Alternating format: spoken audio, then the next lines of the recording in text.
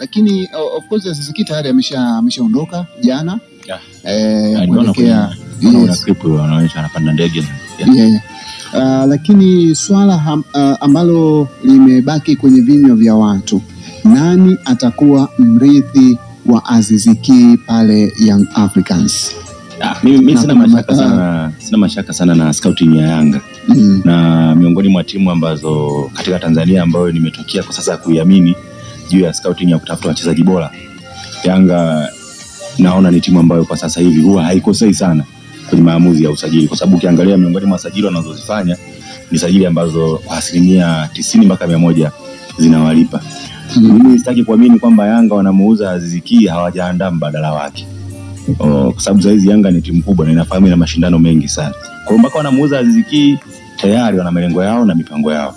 Na kama saizi ninavyosema, huyu mchezaji Gilberto ambaye ni wa Orlando Pirates lakini yupo kwa mkopo Petro Atletico de Rwanda, ambayo na tayari ameshaisaidia timu imeshachukua ubingwa wa Rwanda.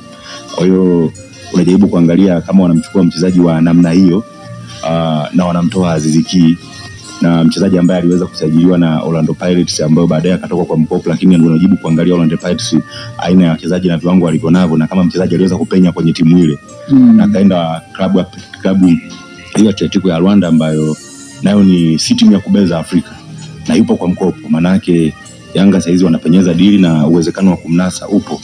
Kwa hiyo unaona ni mchezaji ambaye kwa namna moja ama nyingine ni mchezaji ambaye ni mkubwa, na kama ameweza kuaminiwa kwenye club maana yake ana uwezo.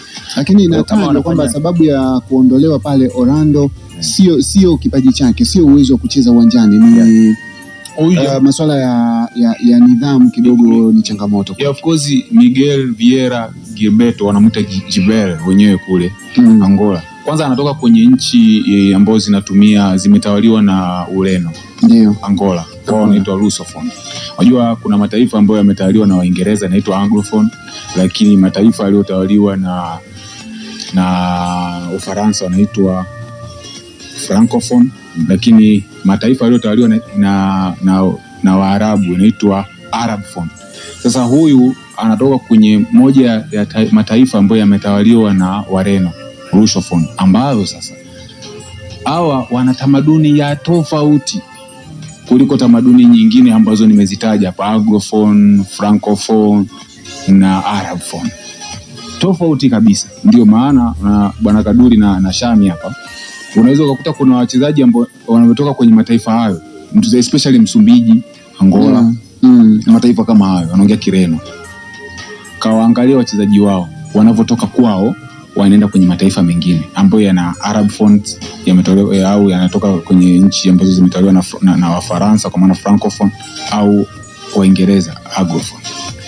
Wanashindwa sana ku break through. For instance, Nixon alitoka UD Songo akauzwa kwenye kosi ya Mamelodi Sundowns. Sundowns walikuwa wanatawaliwa na wazungu Waingereza, si ndio? Wakaja Wadachi, Waingereza hao wakaona. Maana yake angalia pale kwamba akarudi UD Songo kwa mkopo. Baadaye akaachwa kabisa UD Songo to Simba. Akawaka. Baada ya hapo alipoenda kwenye Arabphone kule Ahali akashindwa, karudi tena hapa akashindwa pia. Napata wasiwasi kwa Jibere. Kuna lifestyle yao ya tofauti kuliko haya matamaduni mengine ambayo nimeyazungumza hapa. Kwa naangalia kwenye engo hiyo. Kwanza Jibere mchezaji mzuri sana, na mimi sitarajii kumuona Jibere, sikutarajia kumuona Jibere kama angekaa nje kwenye kosti ya Orlando.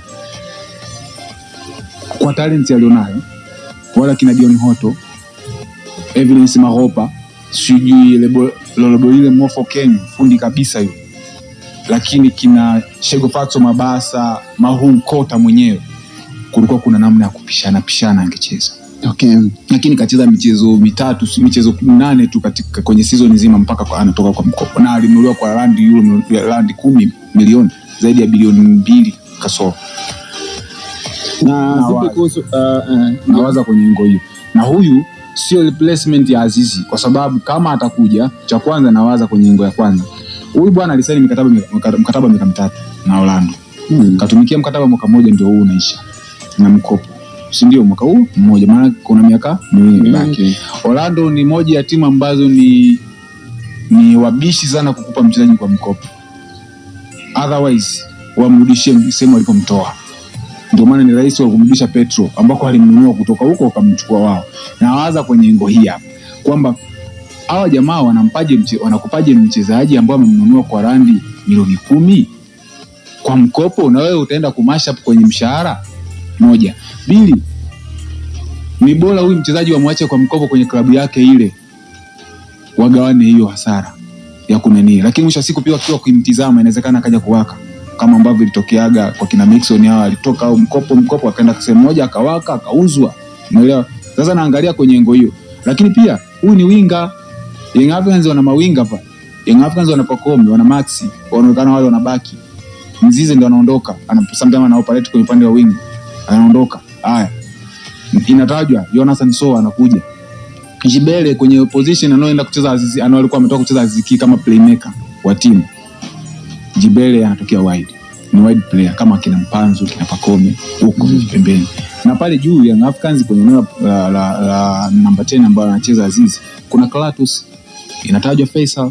Kwa hiyo Young Africans wanaenda kuboresha eneo gani upande wa pembeni nafikiri. Lakini sasa kwa Jibele, tabia zake zile kulingana na nchi anayotoka au taifa ambalo anatoka linashindwa kumash up na sisi tumetaliwa na Wajerumani, wa Uingereza. Sisi ni Anglophone sometimes.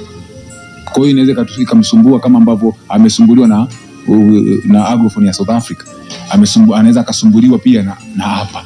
Kama ambavyo wanasumbuliwa wengine kwenye namna ambao wanatoka kwenye nchi za Russia zinaweza ikampelekea yeye pia asiperform. Carlos Cliff, Stenio Fernandez, Gimares, Dokao Mekalinho kama unakumbuka. Ametoka pale Petro. Young Africans ilikuwaje? Alishinda. Kuna mifano iko hapo, ndio maana tunaanza kupata wasiwasi, especially mimi. Napata wasiwasi kama ni mchezaji sahihi kwenye nchi yetu. Kwa sababu kwetu huko tuna encourage. South Africa ni sema mpenda starehe. The same applies to Tanzania. Especially Dar es Salaam. Mambo pale yanaweza akampalia. Yakaya mambo kama ya Agasi na Okra Magic. Na naanza kwenye engo hiyo, lakini mchezaji mzuri. Okay. Kwa mlengwa pale inaweza ikawa ni kwa mlengwa sina shaka. Inaweza ikawa replacement sahihi kama sina shaka kabisa. Kwa sababu cha kwanza kwa mlengo anakupa nafasi ya kucheza uwanjani. Yaani yule si mchezaji mpira, anacheza namba nyingi. Hapa chini, juu, winga, midfielder, msogeze first 9 pale, atapiga mashuti, atatengeneza nafasi, atafunga, atafanya vitu vingi kama ambavyo fanya Azizi. Sasa Faisal kwa position inakuja kwa Azam kurudisha hichi chuma ya Jangwani, huku Simba nao wanataka. Hiyo moja. Lakini pia mbili, lakini possibility ya kwenda Simba ni ngumu zaidi kuliko kurudi kule. Na Yanga pia wana kazi kubwa ya kumlamba miguu mama yake na Faisal. Mama mzaa chema. Mama mwanao alikuwa tunamlisha ugali na sukari. Tunakuhakikishia sasa hivi huyu atakunywa supu ya moto. Kenda chapati tunazipika kwa watu. Huyu kuna mlinzi nje anauliza kuna shida. Kwani kuna shida? Anauliza. Hiyo wako kwenye nafasi ya kuhakikisha Faisal Salum familia yake inashawishiwa vizuri kiasi kwamba yeye mwenyewe asema mama ngoja nikasinye tu pale. Kwa hiyo hapo iko hivyo, lakini kwa haya mengine haya Young Africans wanaweza wasisajili hata msimu ujao na bado tu akawa anatengeneza chaos kwa wapinzani. Yaani akaondoka Mzize na pamoja na Azizi. Ukamwambia Chama sasa sikiliza. Sasa hivi hakuna wewe dakika 10-15. Wewe ni full time unaanza. Kwa mazoezi fanya makubwa, hakikisha pale unakuwa fit. Chama naye ana njaa, Chama njaa ipo. Sio kama njaa imeisha, kwa sababu Chama amesema moja ya vitu ambavyo vilimpelekea yeye kusaini Young Africans ni mashindano makubwa ya Champions League ambayo hajawahi kufanya, ambayo ndio mashindano anayatamani at least timu kufika na finali au kubeba kikombe. Chama kiu yake haijakatika. Chama anapishana na makombe bahati mbaya. Chama alikuwa Berkane, msimu anatoka kurudi Simba, Berkane anakuwa mabingwa. Chama huyu anatoka Simba anakuja Young Africans, Simba anakwenda kucheza finali. What if Simba anakuwa mabingwa? Chama angekuwa kwenye moja ya sehemu kutengeneza historia. Kwa hiyo naye pia Chama bado kuna kanjanja fulani kwa mashindano ya Afrika bado anako. Kwa hiyo muaminisheni apewe nafasi acheze mechi ya mazoezi mazuri na mwisho siku mwalimu anayekuja mpya of course. Kwa sababu moja ya sifa ya timu bora ni kubaki na wachezaji wake wa imara.